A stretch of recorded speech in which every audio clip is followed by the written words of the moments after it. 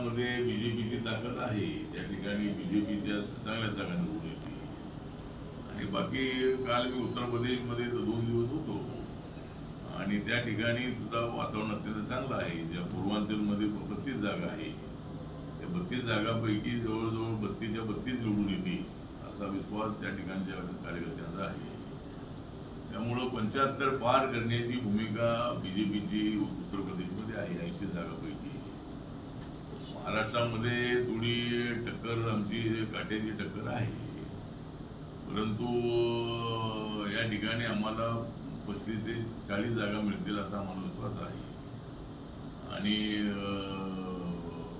महाविकास आघाडीला जे त्यांना वाटतंय त्याप्रमाणे त्यांना जागा मिळणार नाही आणि मोदींच्या बाजूने मतदान झालेलं आहे. फक्त आज मी इलेक्शन कमिशनला एक ईमेलवर कंप्लेंट पाठवलेली आहे आणि त्याच्यामध्ये मी म्हटलेलं आहे की एक बूथ 1200 असतो आणि लाईनला माणसं लागली त्याला 2-3 तास लागतात. त्यामुळे बरेचसे लोक त्या लाईनमधून निघून जातात. तर इलेक्शन कमिशनने थोडं पुढच्या निवडणुकीमध्ये बूथची संख्या जी आहे ती वाढवावी आणि एक बूथ 500-600चा करावा, जेणेकरून लोकांना त्यांना उपयोग करता येऊ शकेल. आणि दिव्यांगजन आहेत, सिनियर सिटीजन आहेत, अशा लोकांसाठी सुद्धा काही वेगळी तरतूद करता येऊ शकते का? किंवा अशा काही ज्या बिल्डिंग आहेत, काही वस्त्या आहेत, त्या ठिकाणी आपल्याला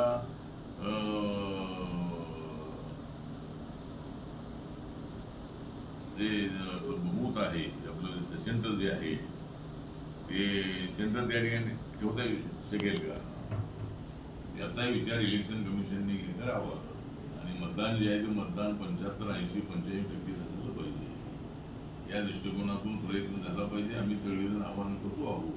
पण महाराष्ट्रामध्ये पहिल्या 2-3 टप्प्यामध्ये मतदान बरं झालं, पण शेवटच्या टप्प्यामध्ये सगळ्यात कमी मतदान झालेलं आहे.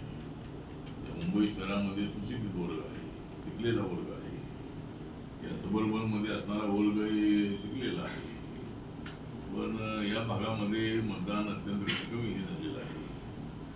त्याचाही शोध घेणं अत्यंत आवश्यक आहे. एवढं